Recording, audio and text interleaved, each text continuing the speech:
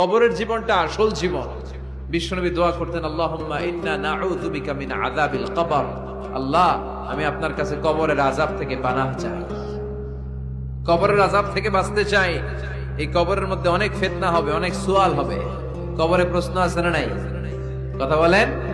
প্রথম প্রশ্ন জিজ্ঞেস করা হবে, মার রব্বুক, তোমার রব কে? বলেন, আমাদের রব কে? ওমা দীনুক, তোমার ধর্ম কি?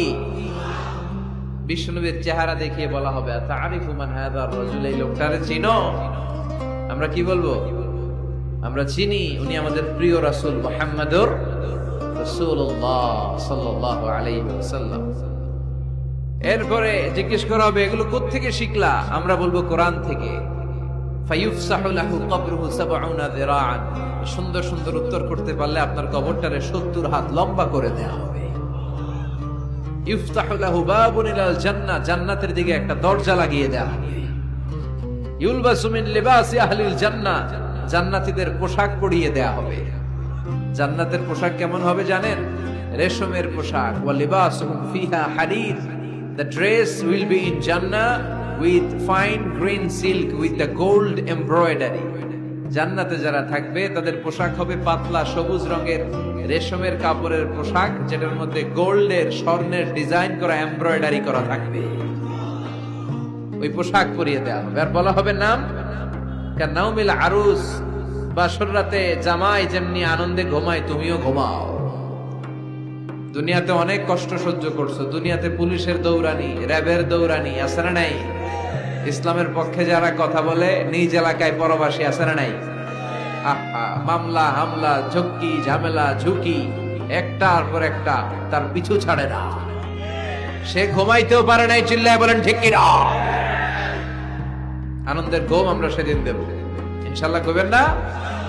নাম কানাউমিল আরুস, বাসর রাতে বর যেমনি কনেকে নিয়ে ঘুমায় ঘুমাও। দুনিয়াতে ঘুমাইতে পারো নাই, দুনিয়াতে খালি দৌড়াইছো।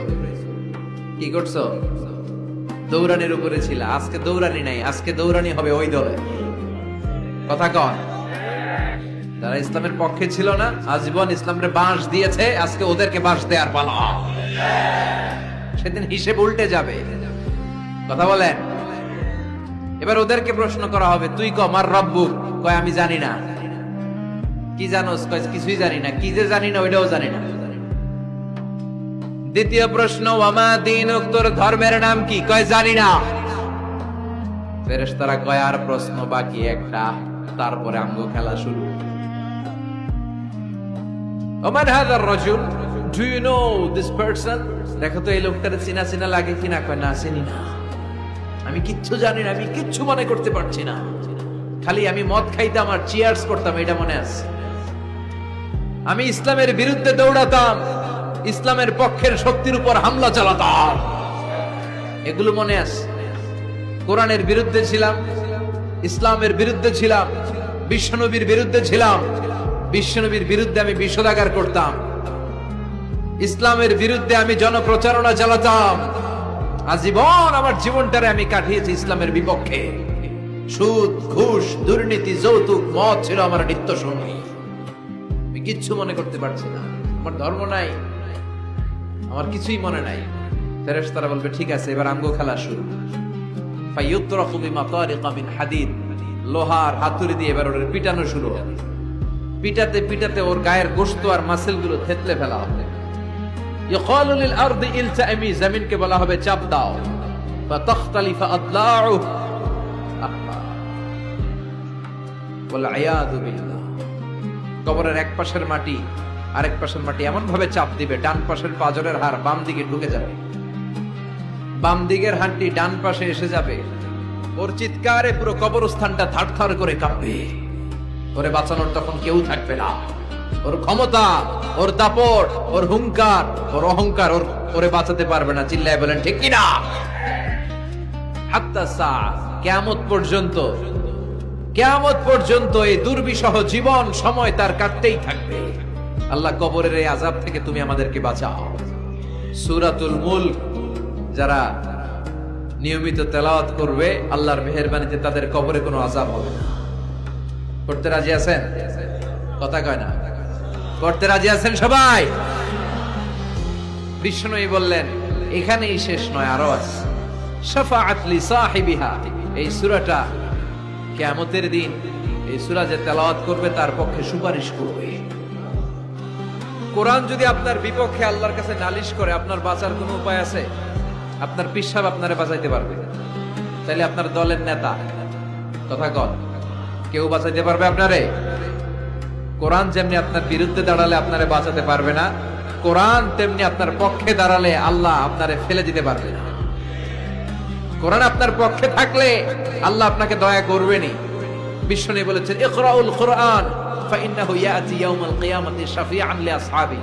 কোরআন তেলাওয়াত করো, কেননা কোরআনের তেলাওয়াত এটা কিয়ামতের দিন তোমার জন্য সুপারিশ হয়ে দাঁড়াবে।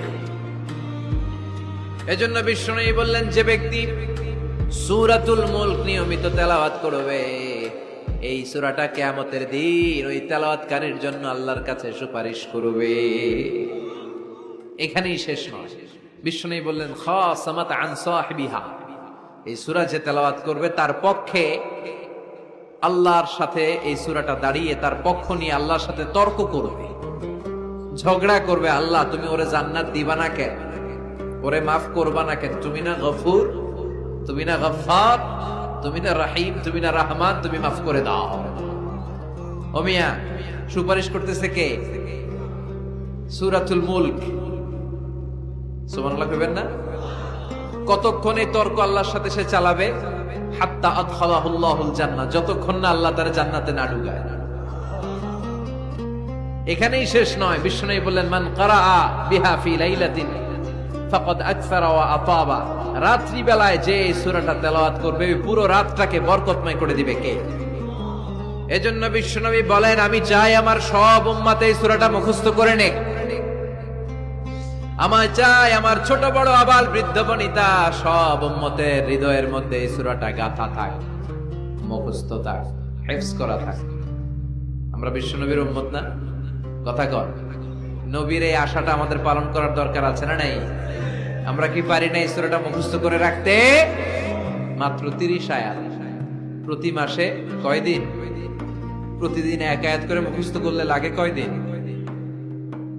প্রতিদিন এক আয়াত করে মুখস্থ করলে 30 দিনে এই সূরা মুখস্থ করতে রাজি আছেন? সবাই রাজি আছেন তো? মনে থাকবে? নেক্সট টাইমে নেক্সট ইয়ারে আসলে জিজ্ঞেস করবো যে সূরা মুলক মুখস্থ হয়েছে কিনা। হ্যাঁ, মনে থাকবে তো? আল্লাহ তুমি তৌফিক দাও। এই সূরাটা পড়লে আল্লাহ আপনার দৃষ্টি শক্তিকে খুলে দিবে। আপনার চোখের সামনে কোনো পর্দা থাকলে